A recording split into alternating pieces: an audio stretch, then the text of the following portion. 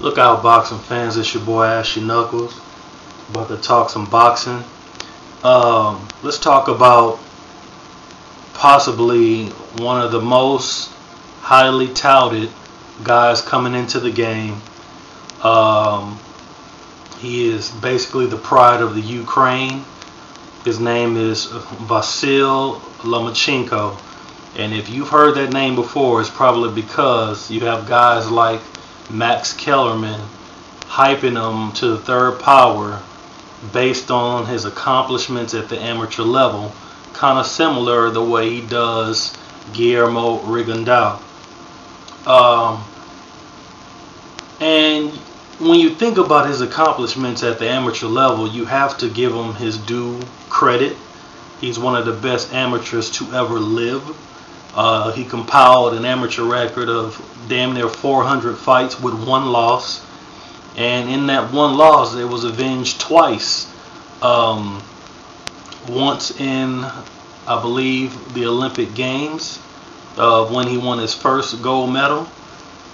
And I think the second time was in that World Series of Boxing series that was on TV not too long ago, and it really didn't pan out at all.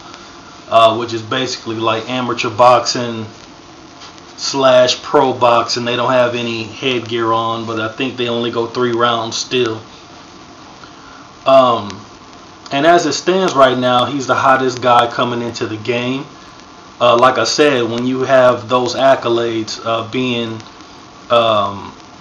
one of the best amateurs to ever live, obviously there should be a media push behind you. But in saying that, I think guys and media alike and handlers are forgetting that there's been many hotshot amateurs to come into the pro game with an Olympic pedigree, with tremendous accolades stemming from the amateurs, you know, where they win several national titles and whatnot, winning all the big tournaments. But in saying that, just because you have this big time amateur career does not mean you're going to transition into a dominant pro. Now, I'm not saying that for Lomachenko's case, because I've seen him fight, and unlike a lot of amateurs to come into the game, he doesn't fight like an amateur as much as the other guys did. He has a very pro style. He is very fundamentally sound, holds his hands up very well. He protects himself very well, especially in close quarters. He leads behind the jab. He's southpaw, so automatically he's going to be a style clash for anybody out there in the boxing world. But the thing about it is this: when you have over 400 amateur fights, you have a tendency to be systemized, where you're accustomed to being in that system. You're accustomed to the scoring criteria. You're accustomed to the way the fight plays itself out. And not saying that that's a bad thing, but when you come into the professional game, I don't care who you are, you need the proper fights to get you seasoned into the professional ranks.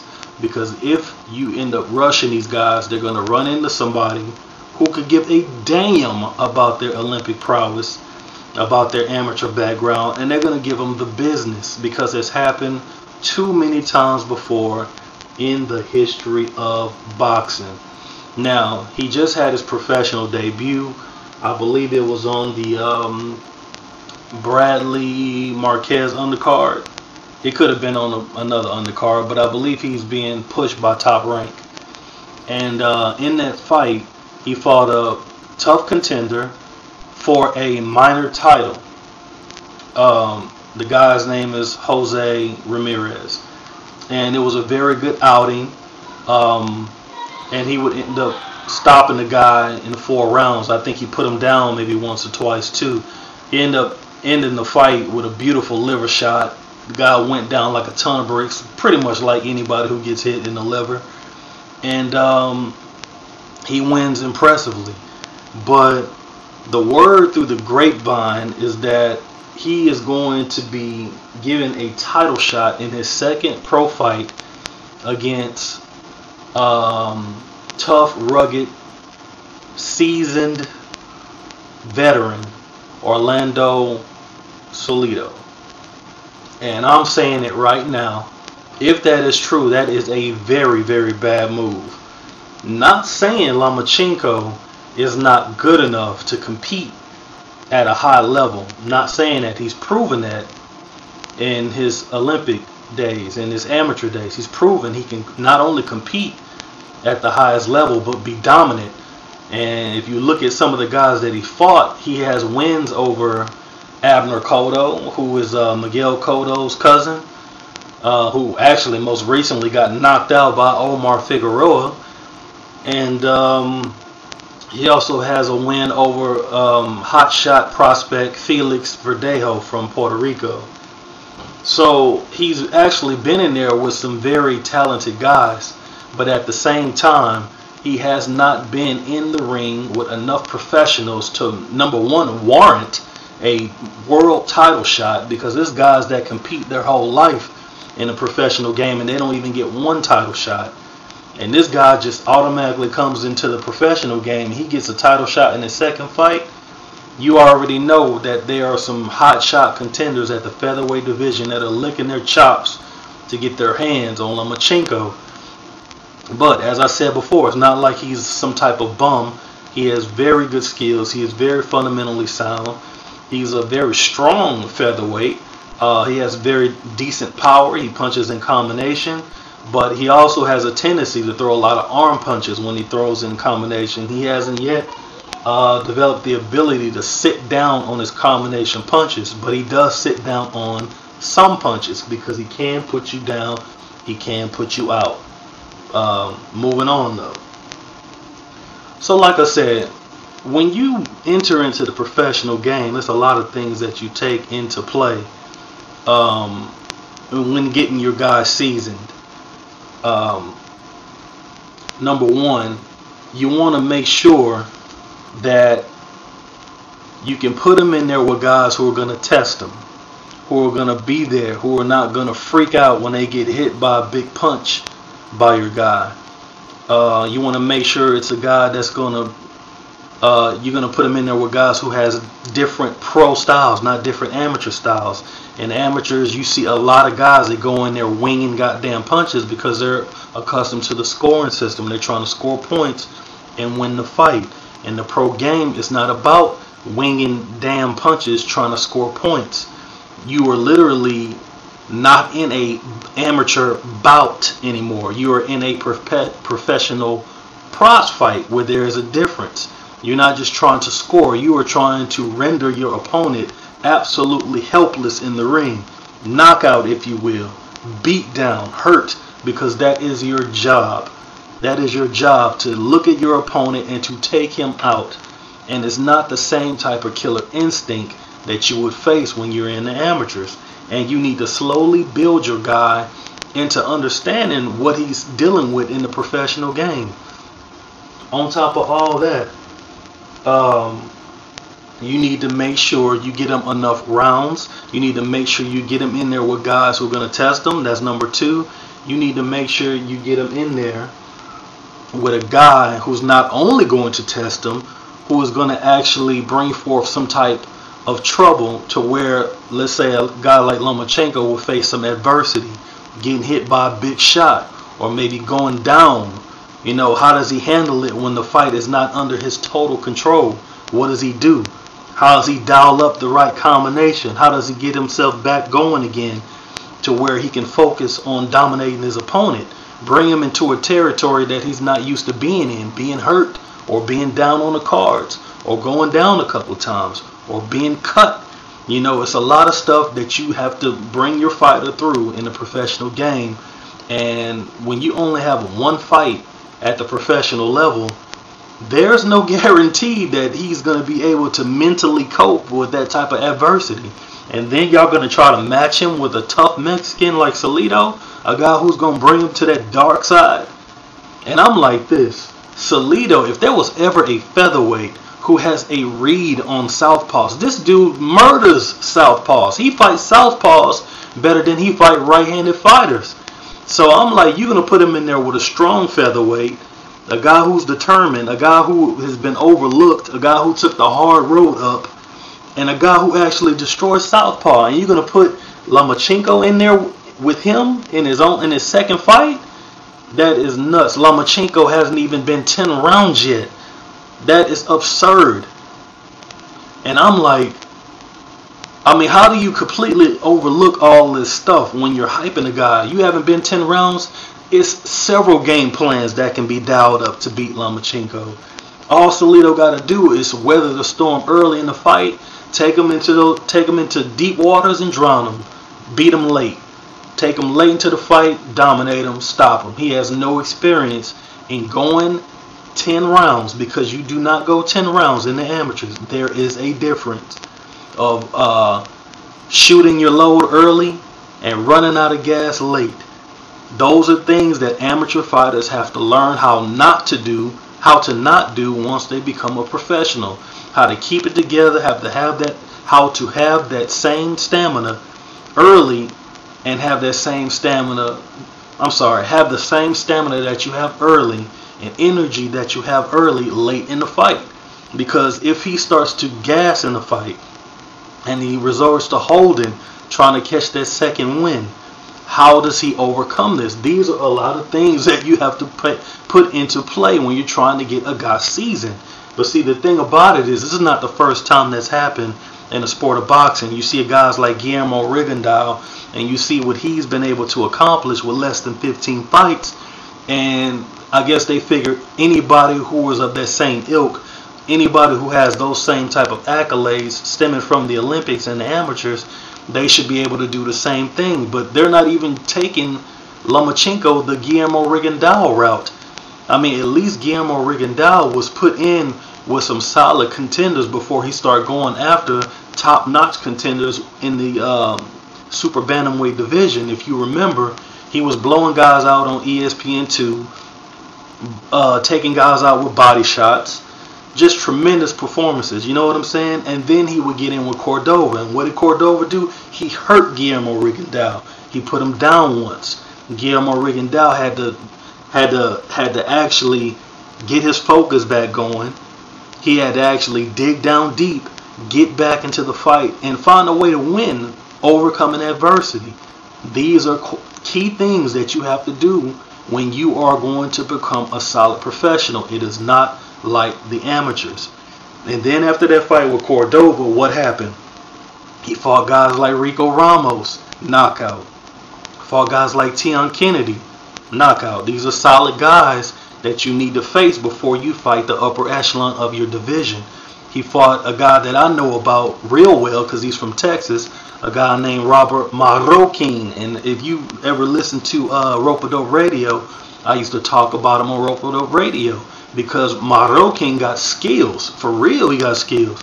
But you wouldn't be able to tell in the way that he fought Guillermo Rigondeaux. And before Rigondeaux even fought Nonito Donaire, he was about to fight the tough veteran from Thailand named Poomswat. But Poomswat couldn't fight because he ended up testing positive for HIV. So that killed that bout and basically killed his career. I don't even know if he's even fighting because he was supposed to fight Rigondeaux that night when Donaire beat Arce in Houston. So the guy, even though it doesn't have a ton of fights, Rigondeaux I'm talking about, he had the right type of fights before he got in there with Donaire. And still when he got in there with Donaire, he was not the favorite and he had to prove it. But at that time, even though he did not have enough fights, he was ready. His skills were there. He's been through adversity. He's been in there with tough guys. He hasn't necessarily learned how to settle down and fight as a pro, but we just saw that in the fight with Ekbeko because he hasn't had a whole lot of fights. But now he is a very seasoned pro. He's getting better with each fight, and he already has the talent proven in the way that he's been destroying these guys. And you're going to try to take a more faster approach with Lomachenko and throwing him into a title fight in his second fight, a world title fight, a 12-round fight with a guy who hasn't even been 5 rounds in the professional ranks. That is ludicrous. But like I said, it ain't like it hasn't been done before. I can remember back when actually this really wasn't my time. I was just a little boy. But the same thing happened with a guy named with a guy y'all know well, Leon Spinks. Leon Spinks, the guy who had less than 10 fights, he beat Muhammad Ali.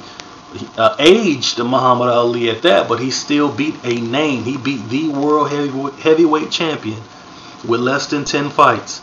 And he did that. Why? Because he came into the professional game very highly touted. He was a top-notch amateur. He had like 180 something fights, about 6 losses. He was a several-time national amateur champion, and he won a gold medal. So he was a very conditioned fighter. He fought with a lot of heart and determination, and he had pretty good skills. And he actually proved himself when he was being brought up. He had fought a bunch of nobodies, and then he fought Scott Ledoux. And he didn't beat Scott Ledoux, but he fought him, and he was a veteran of the game. And then he fought Ali, and he won. But what happened after that? What happened after he fought Ali? It would just be a series of losses, one after the other. He would lose to the South African dude. I don't remember his name. All I know is he was a pretty solid. He was a solid dude. He was a rugged dude.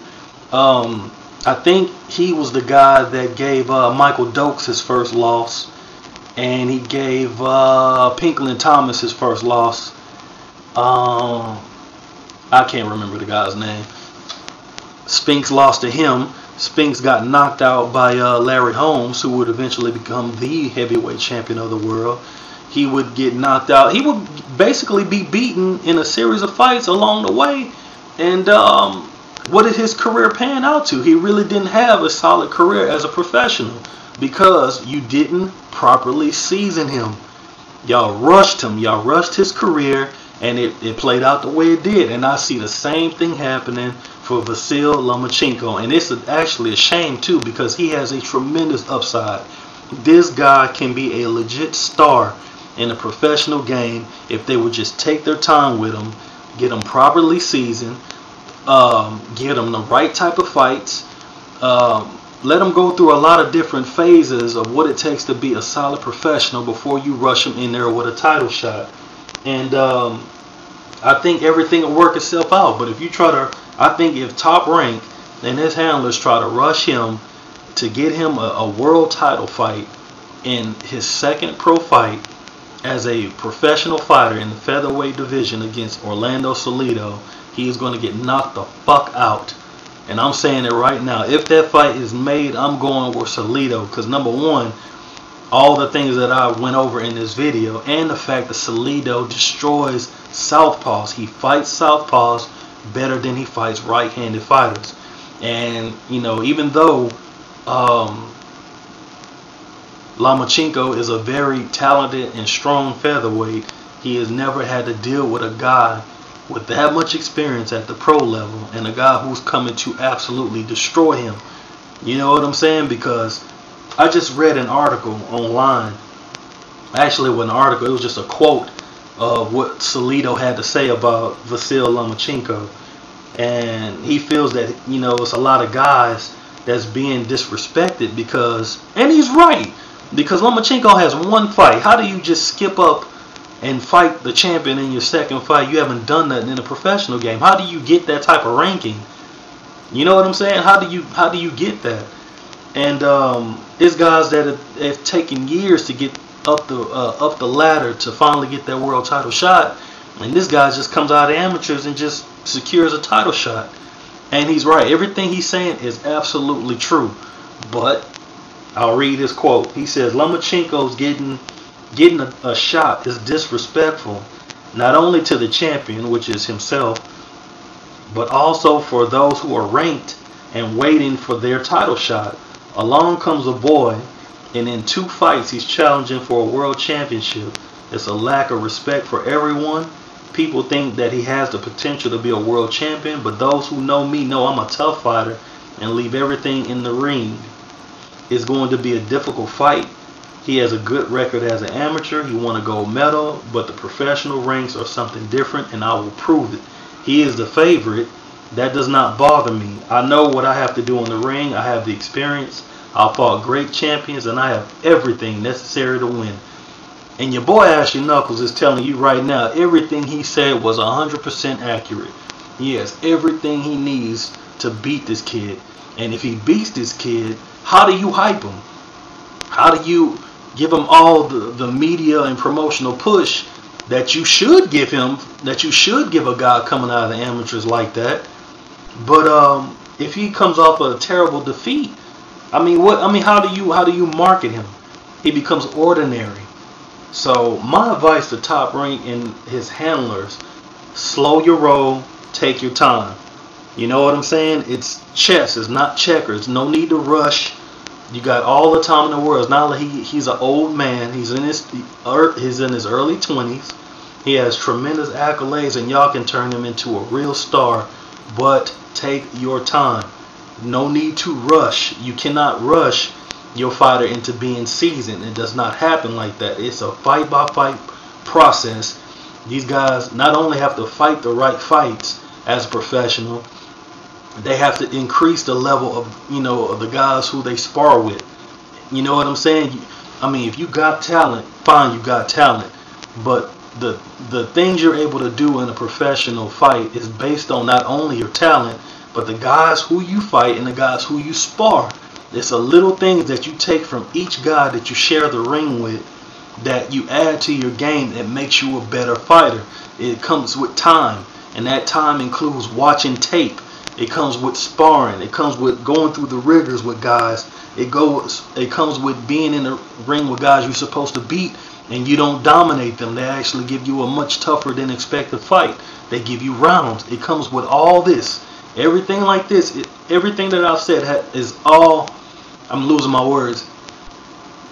Everything that I said all culminates in what it takes to make a professional prize fighter a star. And the media is overlooking it because they have crowned themselves with the ability to choose who's going to be a star, and they've never had that ability.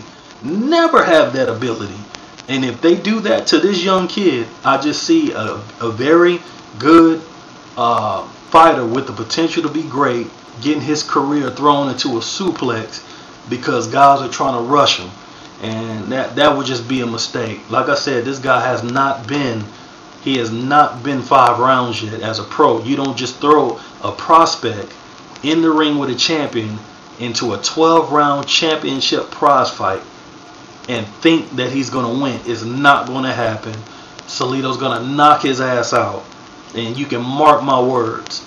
And, hey, I love to hear what you got to say about it. But I'm done with it. It's your boy Ash. Deuce.